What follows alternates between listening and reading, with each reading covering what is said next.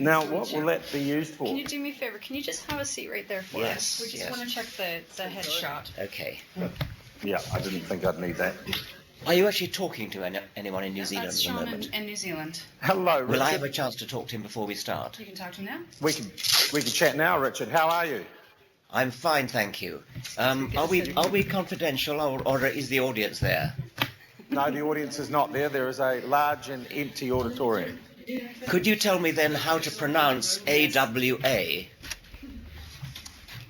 I think you just did brilliantly. AWA. Or... No, because it's written capital A, small w, little a. So is it Awa? I think it's the name of a publisher or something. Oh, good Lord. I have no idea, to be honest. We got any Awa? Sorry, this is apropos of what, Richard? Well, that's why I think it's confidential. That's the problem. But Oh, I see. Okay. Let us get a clarification on that from someone from the Royal Society New Zealand. Is Jill round? You must have made really good time today. Yes. Very good. Now, Richard, you don't mind Richard, or do you like Professor? No, or Mr.? Richard is great. No, Richard is fine. Fantastic. I feel like I know you because I've been watching you on YouTube for weeks. Oh, right, yes. Awa. Okay. Richard? Very good, thank you. So we don't say it anymore now. No. It's supposed to be confidential. Say what? That's right. We are here this evening to talk to a person who is many things to many people. He is most certainly a leading light in the field of evolutionary biology. He is also, of course, a writer who has managed to take what to many of us are somewhat impenetrable ideas about scientific concepts, theology and other matters, and present them to a wide audience of readers in a populist way. Indeed, he is a popular science writer. He most certainly cannot be accused of cowardice in his choice of subject matter. And he addresses at least two of the biggest questions in all our lives. Where do we come from, and is there a God? It is his findings on that second question, I guess, which have created the most controversy, because in general, one could say his answer is in the negative. It is controversy over that answer that has propelled this man past being simply a writer of popular science to something of an iconoclast, a high priest, if you will, of atheism. Ladies and gentlemen, a warm welcome, please, for Richard Dawkins.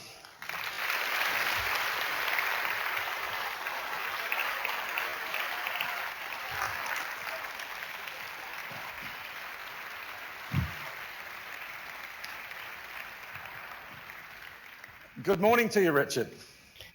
Good morning. Did you think when you first wrote The Selfish Gene, that your writing career, your subsequent books, would put you in the position which you occupy today? It's always very difficult to answer a question like that. I wanted The Selfish Gene to be a popular book, and in a jocular way I referred to it as my bestseller before I actually published it. And it did sell pretty well and has sold pretty well over the years. Yes, I mean, I think that communication of science is an extremely important responsibility of scientists. I think it's a good idea for more scientists to do it and to more or less consciously set aside a certain proportion of their time and effort into telling people what it is that they do. And I guess you couldn't be accused of not working to your job brief. You are the Professor for the Public Understanding of Science at Oxford University, suggesting indeed this is your professional mission in life. Yes, I actually retired a few months ago as Professor of the Public Understanding of Science, but that merely spurs me on to redoubled efforts. So was the idea of writing to share your knowledge or expand the wider public consciousness about matters of science? I think that it's possible, and I try to do this, to write books which are simultaneously addressed to the general public and to scientific colleagues, I've really never understood why people sometimes make a separation between those two. If you read scientific papers, they are often pretty much incomprehensible even to other scientists in slightly different fields of science. And I do think that the discipline of writing for the general reader actually improves the way we communicate to other scientists. And you may even improve the way you think if you force yourself to explain it carefully to somebody who doesn't already know a lot about it. You may actually find yourself thinking more clearly about your own science, and that may actually improve your communication to fellow scientists. What, apart from book sales, is your barometer for whether or not you're achieving that? I get a lot of letters from readers, many of them very nice, friendly letters, some of them not so friendly. I suppose my barometer is, am I getting through, am I being understood? And the letters usually indicate that I probably am. On those occasions when I'm not understood, I try to write back with some sort of clarification. Looking at the way your work has progressed, particularly, I guess, looking at the God delusion, it could in some ways be seen as a work that answers your critics. So you write these books about science and evolution, which by their very nature engenders a strong reaction from certain people. Was the God delusion in any way an attempt to respond in a very meaningful way to those who criticised you and your work on evolution? Well, I wouldn't say it was so much a response, because I hadn't actually written a book about religion before, although it does come up in many of my other books.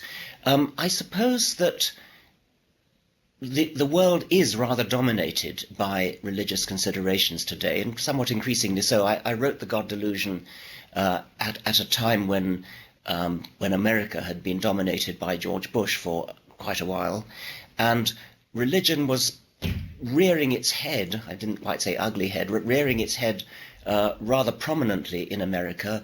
Religion's rearing its head very prominently in the Islamic world in a way that nobody in the world can afford to ignore.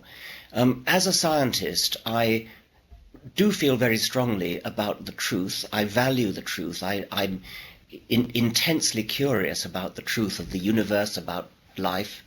And religion does offer a kind of alternative interpretation to the scientific interpretation. That at least would be my view. It wouldn't appeal to everybody. And therefore I did feel a kind of mission to try to communicate the scientific worldview. And that, I suppose in a way you could say, therefore, it was a response to the religious alternative. Was it an attempt in any way to deliberately court controversy? Because it certainly has created some, hasn't it? No, I never deliberately go out of my way to court controversy. I think actually the controversial aspects of the God delusion are somewhat exaggerated.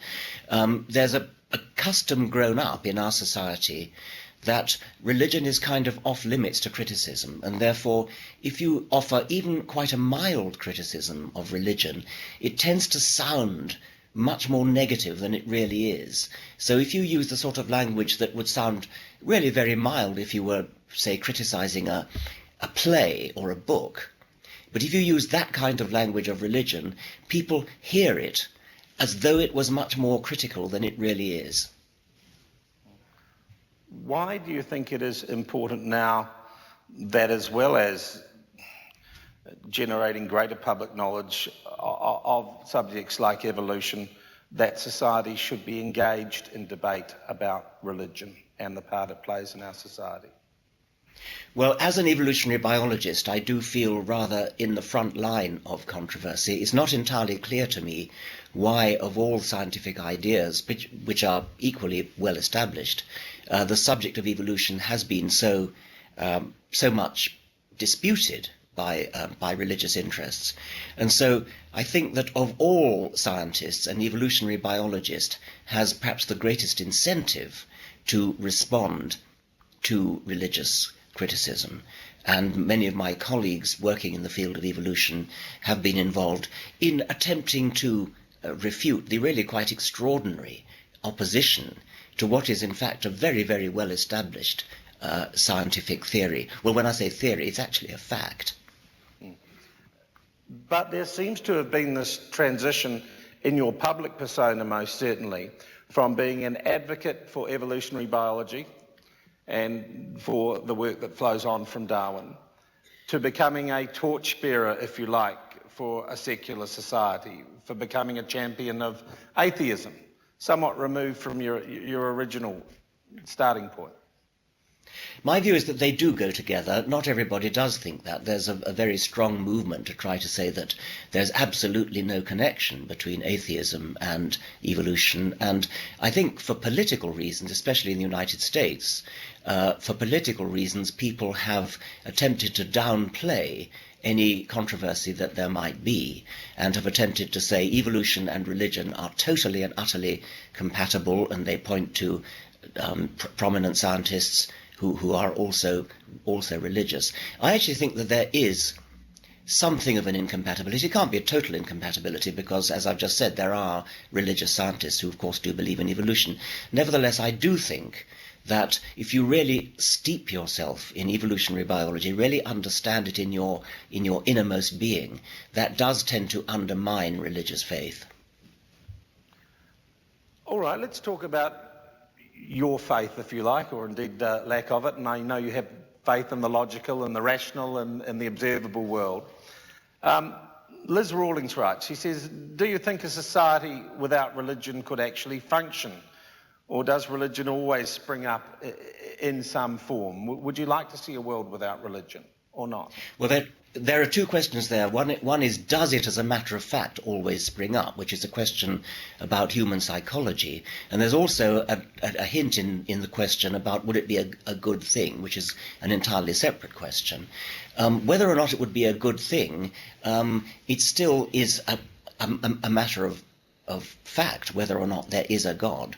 And therefore, I am myself more interested in the first part of the question, which is it actually true that there is a God or not? And I think that's very interesting.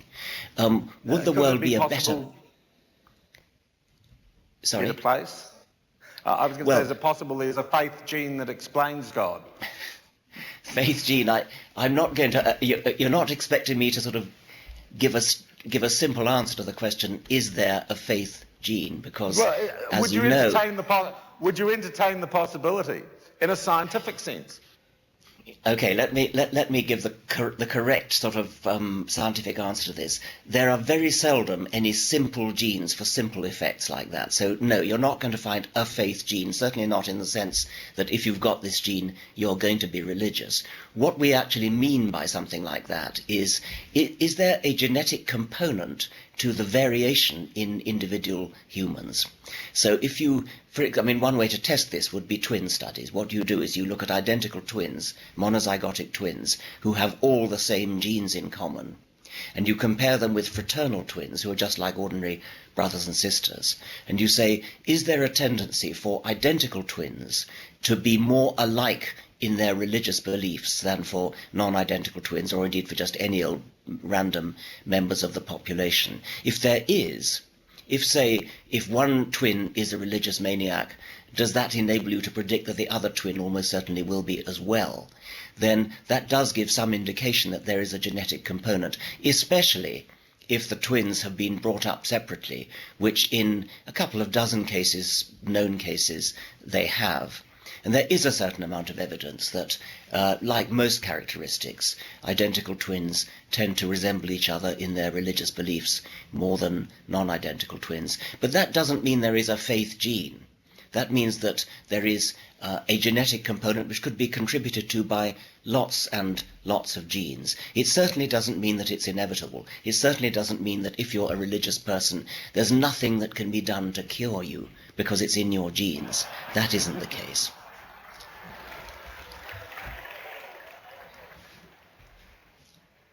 I am presuming, and you've all confirmed this evening, that you write to inform, to stretch our minds, to broaden human knowledge as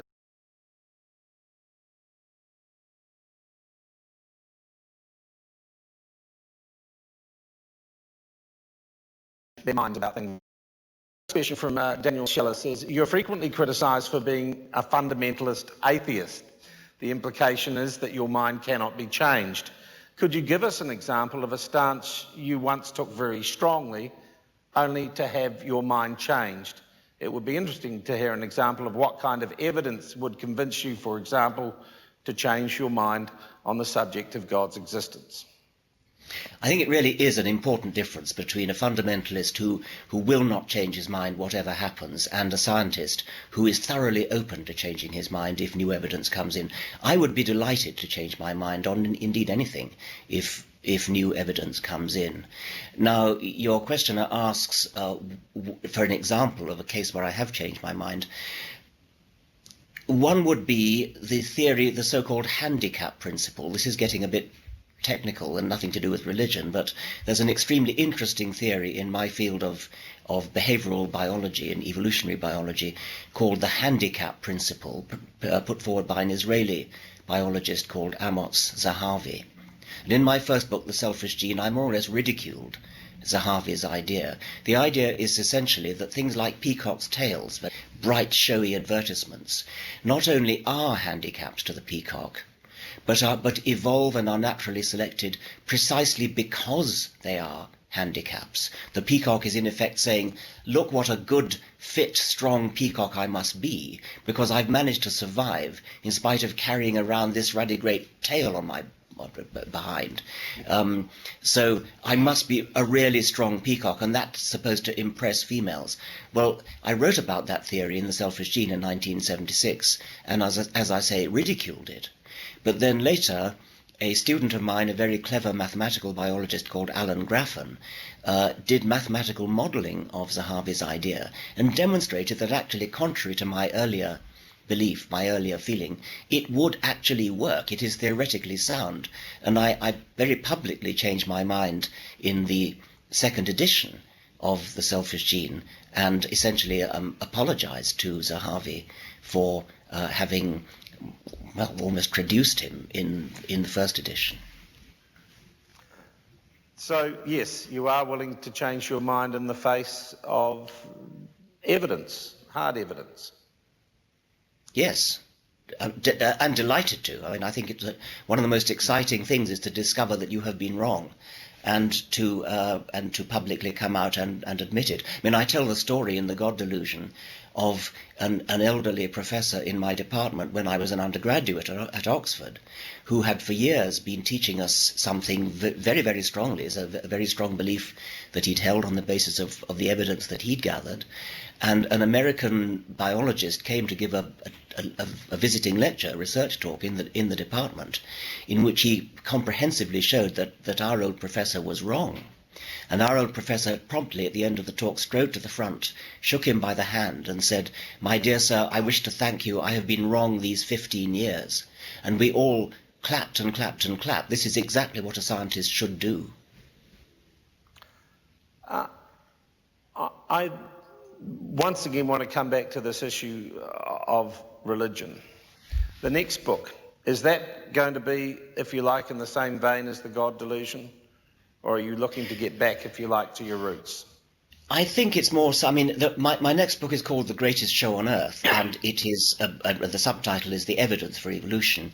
It is a book about the evidence for evolution. The real title that I wanted to call it was Evolution, The Greatest Show on Earth, The Only Game in Town, because that was a T-shirt that somebody very kindly sent me unsolicited from America, but the publisher wouldn't let me have the only game in town, so it's called The Greatest Show on Earth. It's about the evidence for evolution, so it is almost entirely about science. It will be seen as against religion by those people who think there is an incompatibility between science and religion, which does not include the sort of orthodox view of certainly of the National Academy of Sciences. I don't know whether the Royal Society of New Zealand has a view on this, but for those people who do think that there's a conflict between evolution and religion, I suppose to that extent it will be seen as an anti-religious book. But no, it is a purely scientific book. Is that debate clouding your ability to write about what you want to write about? Are you sidetracked in some way by those who oppose you? Well, I'm not sure about me personally. It's certainly true that many of my colleagues, especially in America, again I have to say, are sidetracked and indeed have to waste their time.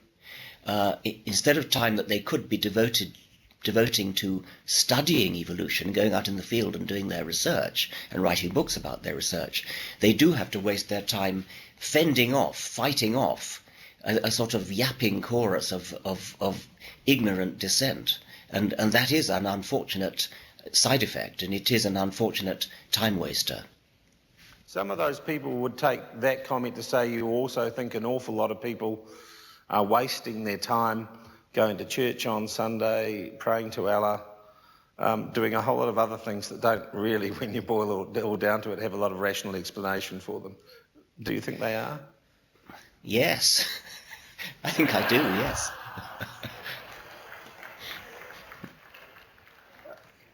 You say it with a smile.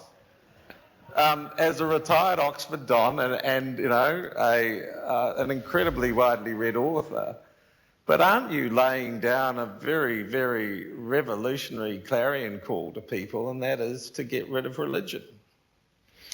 If you think about it, all the religions of the past have already been got rid of. Once upon a time, the Romans believed in Jupiter and Mars, the Greeks believed in Aphrodite and Zeus, the Norsemen believed in Thor and Wotan. Thousands of other gods have been believed in. They've all been got rid of. What's wrong with getting rid of one more god? Would you see that? Or gods? Yes. This would appear to be an evolutionary pattern then. Yes, it would be nice to think that natural selection will finally... It is not, of course, real natural selection, but it's a kind of animal Well, natural I put it selection. to you, the very fact that religion in some form has survived suggests that in an evolutionary context it has some benefits. Well, I'm not sure about benefits. I think it certainly does suggest that it has great psychological appeal, and that would be enough for it to have survived.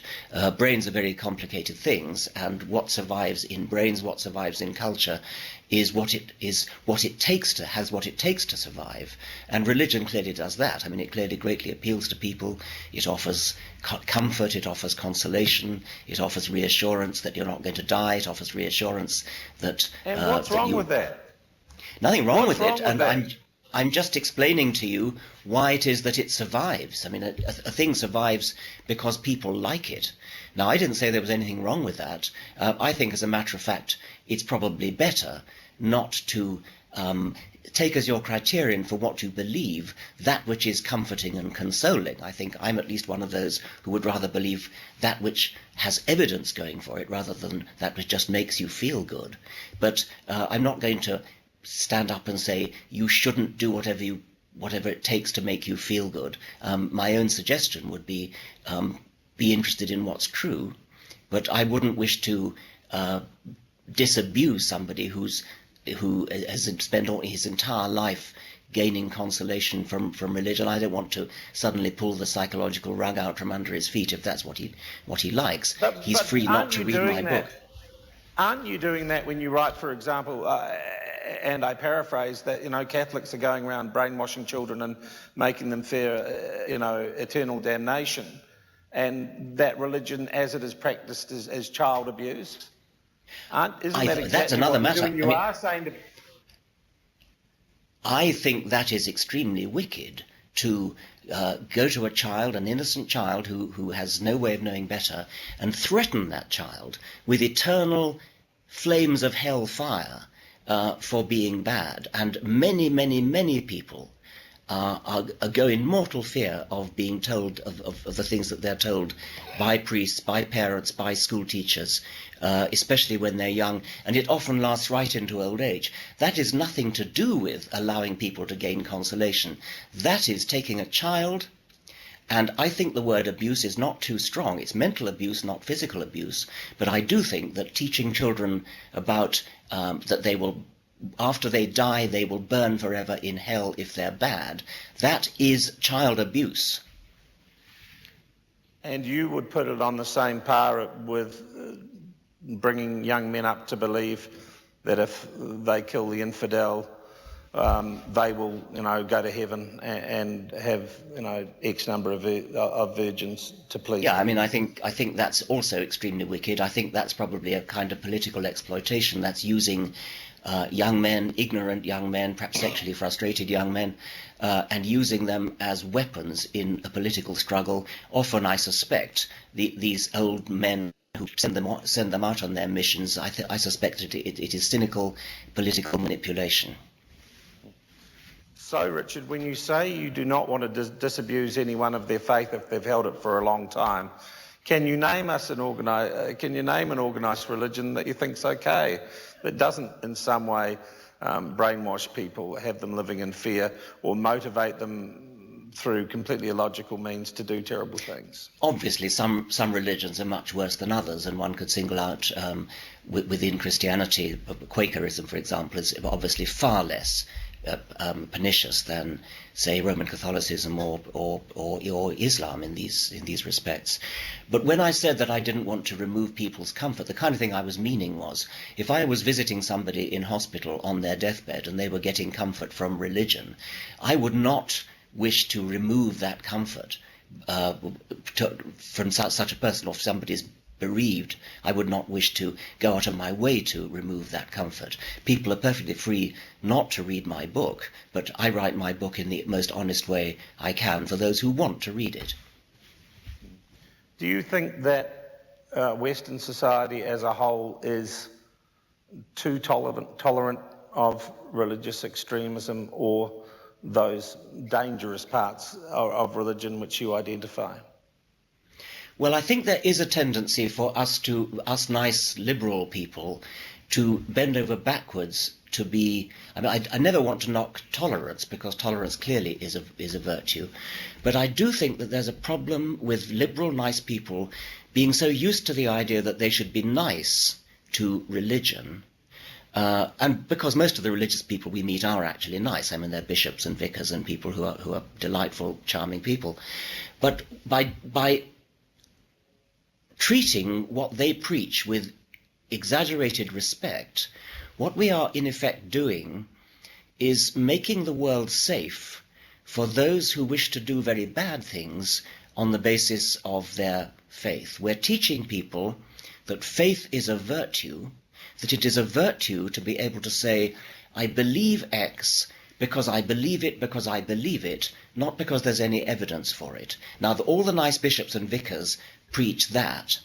And once you've accepted that, once society has accepted that faith is a good reason, an acceptable reason to believe something, then it's very hard for us to argue against those who say, well, my faith tells me to be a suicide bomber. My faith tells me to blow up a building, to shoot somebody, to do something terrible. And I think we've, as it were, sold the past by allowing the idea that faith is a virtuous reason to believe something. Another way to put it is to say that there is a perfectly understandable and even rational logical path that leads from religious belief to doing terrible deeds. That's very far from saying that all religious people do terrible deeds. Of course they don't. But given that you really, really, really believe that, say, Allah wants you to blow something up, you really believe, your imams have told you, your priests have told you, you've believed it from childhood onwards, that the virtuous, righteous, good thing to do is to kill somebody, to be a martyr, then there is a logical pathway that leads from that. The people who blew up the World Trade Center in New York were probably all righteous, I hardly dare say it, but decent people.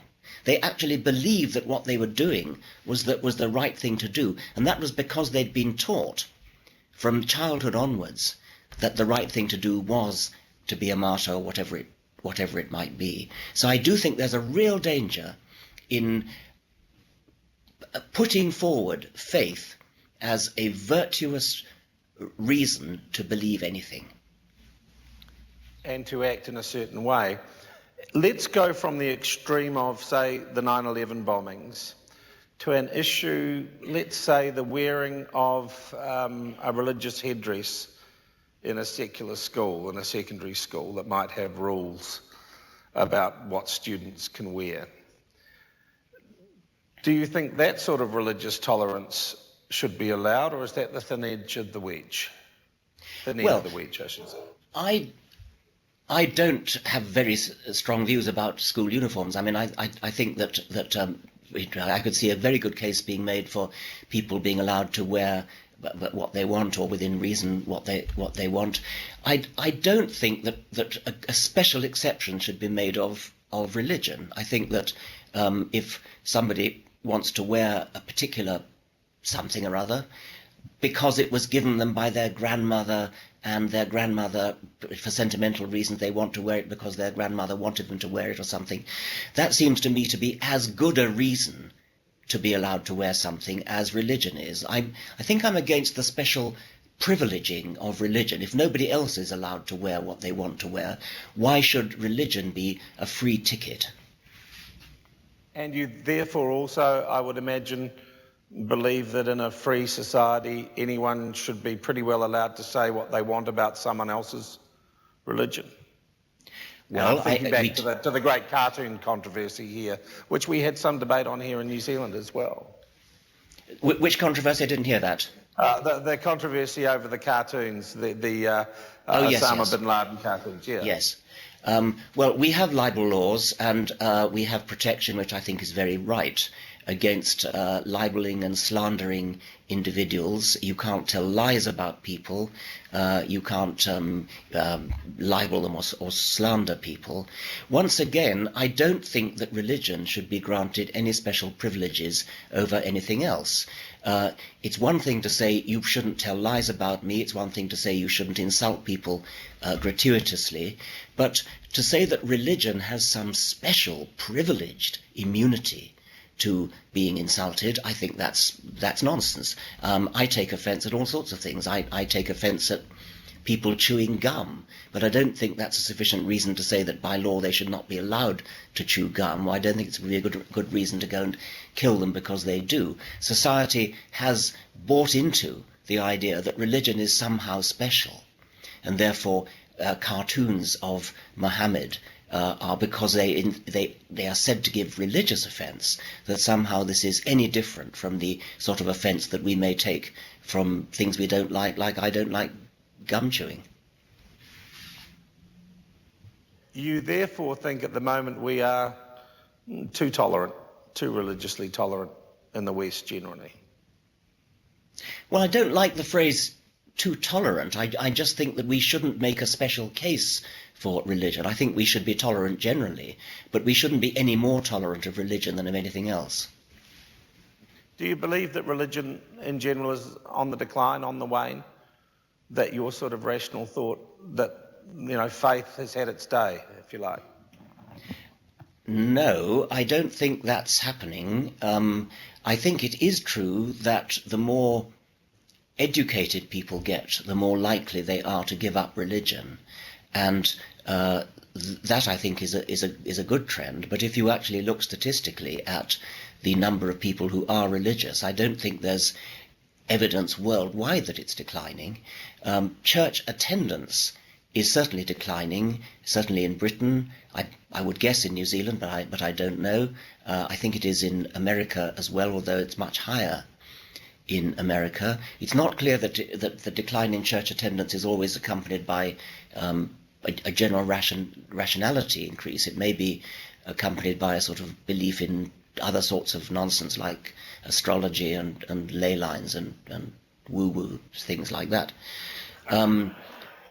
But I think when in the Scandinavian countries, for example, religion has now reached an extremely low level, and those are among the most advanced societies in the world. I think there is good reason to hope there. Even in America, which is famously religious, opinion polls are showing a steady and rather impressive increase in the number of people who state that they have no religion. And back to America, where some of your most vocal critics come from, Ken Watt from Te Aratu writes, he says, I'd like to ask, how does Richard manage to remain polite to interviewers and religionists who continually prove themselves incapable of giving a reasonable answer to a simple question? Also, why is it that even exceptionally intelligent people can be taken in by a religious book that even I, by no means an intellectual, can see was man-made? And I presume he's talking about the Bible rather than the Quran there.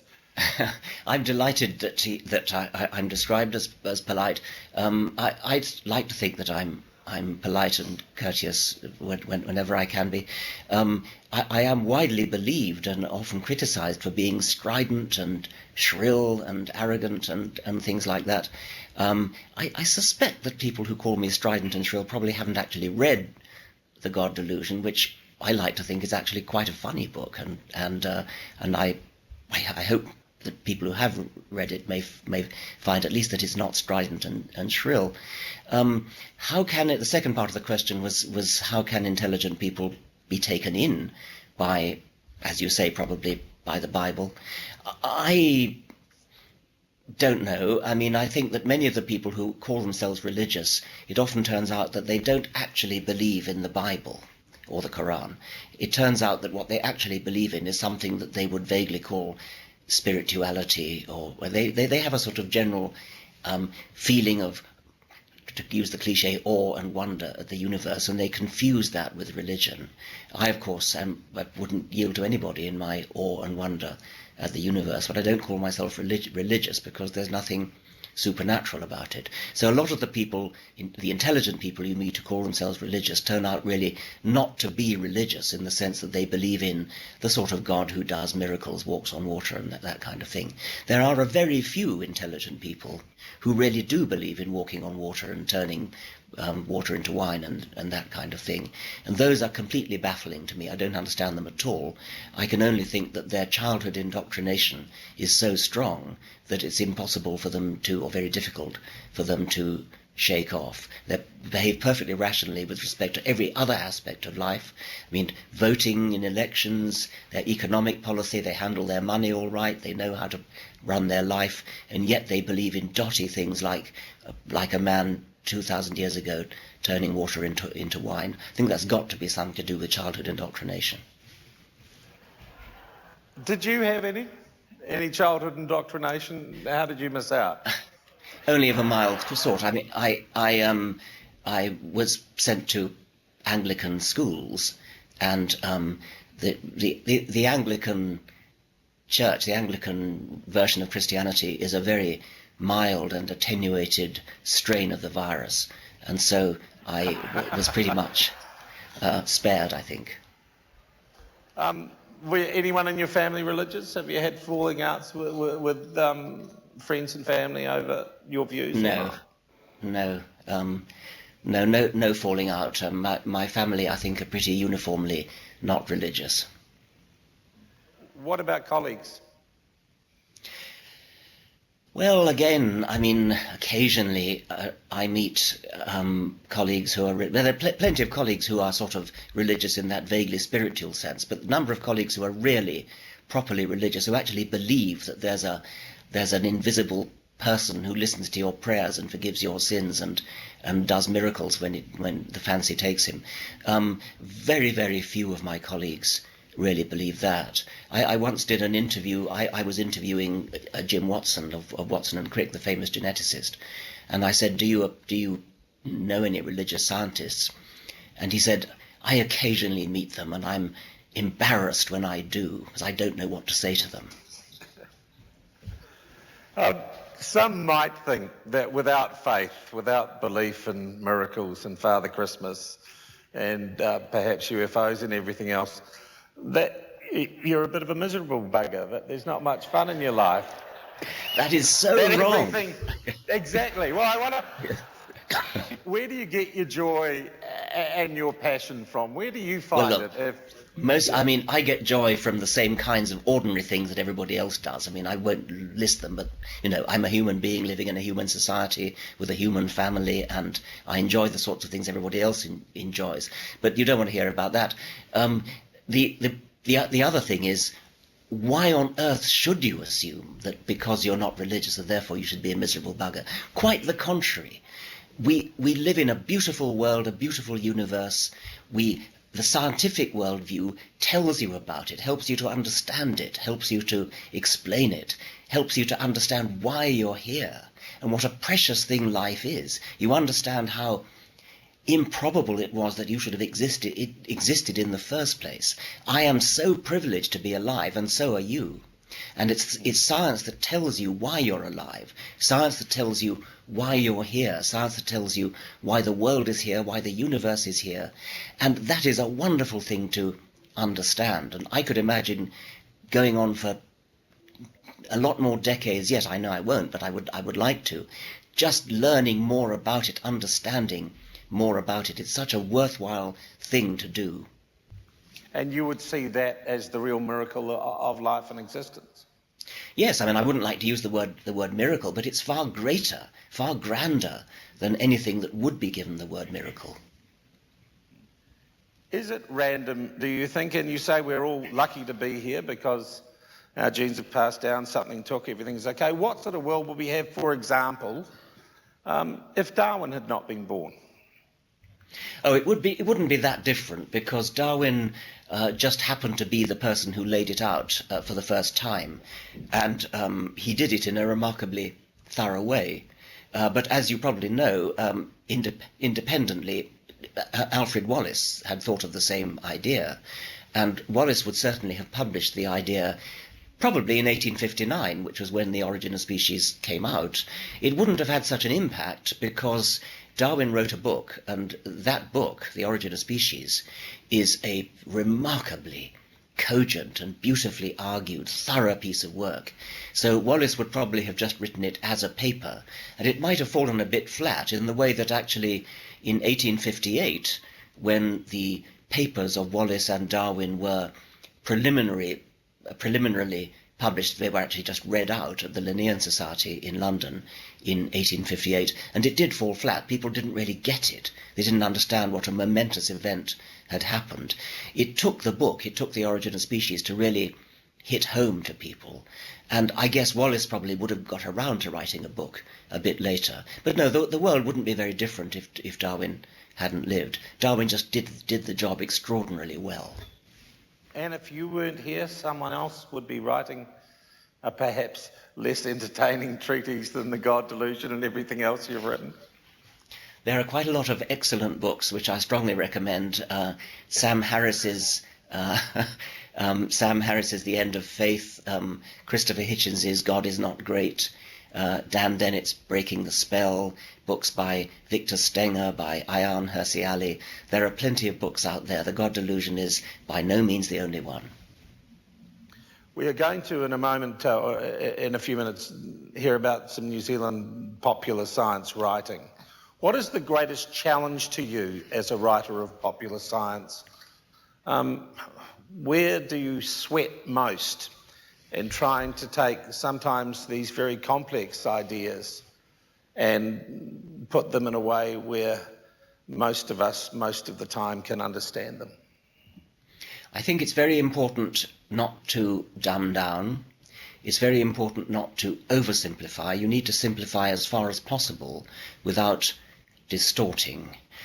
You need to be understood, and that's very difficult, and I find a great deal of my time is spent reading over what I've written, more or less subconsciously imagining that I'm somebody else. I may often have a particular person in mind. I don't systematically say I'm going to imagine that I'm my aunt reading this or something like that. But if I happen to have had a letter from my aunt that day, then it's possible that she will be in my mind, and therefore when I'm writing that day, when I'm reading through my stuff, I may imagine that it's she who's reading, and I will immediately spot something that she wouldn't understand, which I wouldn't have spotted if I'd imagined that it was the president of the Royal Society of New Zealand reading the book. It would obviously be a different experience. But by reading it through again and again, through imaginary eyes of different individual people, I think it kind of gets filtered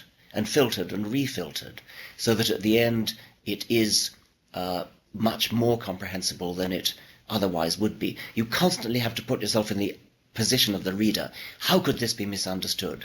How might this be taken the wrong way? And if you do that, and you see it, and then you try to forestall that, and then you go through it again, then you see another way in which it might be misunderstood. It's very hard work. Science is hard work. Yeah, sorry. Are you still writing academically or not? Or is this the only writing you're doing? Less than I used to. I mean, I occasionally get commissioned to write things, but I'm not doing sort of white coat lab research now. Any chance you would ever sit down and write a sort of pot boiler set at Oxford, go for pure fiction?